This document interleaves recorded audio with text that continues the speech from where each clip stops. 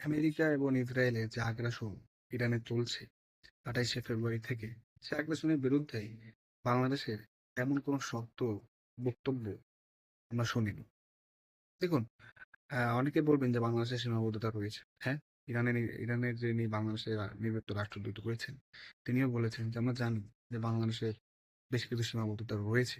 But at the same time তিনি বলেছেন যে বাংলাদেশ তো চাইলেই আগ্রাসনের বিরুদ্ধে কথা বলতে পারত। তিনি এখানে বলেছেন, বা আমরা এখানে বলতে পারি যে স্পেন একটা ইউরোপের দেশ, তারা তো মুসলিম দেশ না, তারা কিন্তু আমেরিকার এই আগ্রাসনের বিরুদ্ধে কথা বলেছে, ইসরায়েলের আগ্রাসনের বিরুদ্ধে কথা বলেছে। চীন, রাশিয়া, এরা ইসলামিক দেশ না, মুসলিম দেশ না। তারপরেও তো তারা আপনার ইরানের পক্ষে দাঁড়িয়েছে। এই আপনার যে আগ্রাসন, তার বিরুদ্ধে কথা বলেছে। সবাই নট বাংলাদেশ। বাংলাদেশ কি আপনার ভয় পায়? বা আমরা কি ভয় পাই? আমাদের যে সরকার কি ভয় পায় যে ইরানের পক্ষে কথা বললে, বা ন্যায় সত্যের পক্ষে কথা বললে? সত্য কি?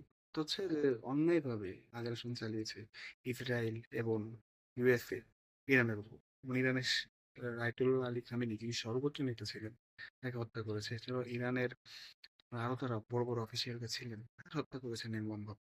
এটা কি আগ্রাসন না? সেগুলো তো আমরা কেন কথা বলবো না? আমাদের কি সেই গাটস নেই? আমার অবাক লাগে।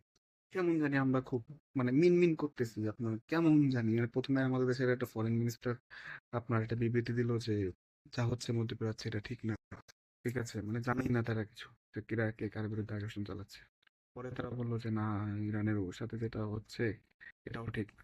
খুব একটা ক্লিয়ার না, ঠিক আছে? আপনি ক্লিয়ার স্টেটমেন্ট দিন। এটা বলতে কেন ভয় লাগে যে এই অন্যায় আগ্রাসন ভালো না? আপনার আমার মতে তো ইসরায়েলের উপরও কোনো দেশ অন্যায়ভাবে আগ্রাসন চালাতো, আমাদের যে ফরেন মিনিস্টার বা ফরেন মিনিস্টার বিবৃতি দিত যে অন্যায় আগ্রাসনের বিপক্ষে আমরা। তাতে কি হয়েছে? ইসরায়েল হোক আর যেই হোক, আমাদের শত্রু হোক, কারো বিরুদ্ধে তো আমরা আগ্রাসন আমাদের বরদাস্ত করা উচিত না। বাট ইরানের সাথে আপনার যাই যাই করছে আপনার ইউএসএ অ্যান্ড ইসরায়েল, কেন জানি আমাদের দেশের সরকার খুব চুপ, নীরব। মানে দেশের জনগণ কিন্তু ইরানের পক্ষে।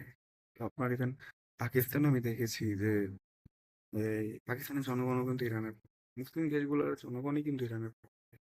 আপনি ওদের বলেন, কাতার বলেন, কুয়েত বলেন, ইরাক বলেন, সিরিয়া বলেন, এদেশে যারা সাধারণ মানুষ, তারা কিন্তু আপনার পুরোপুরি ইরানের পক্ষে। তারা এই আগ্রাসনের বিরুদ্ধে কথা বলছে। বাট এই মুসলিম বিশ্বের এবং বাংলাদেশের সরকার, পাকিস্তানের সরকার সহ এসব দেশের সরকারের যেন কেমন চুপচাপ, তারা কেমন কিভাবে কথা বলতে পারছে না।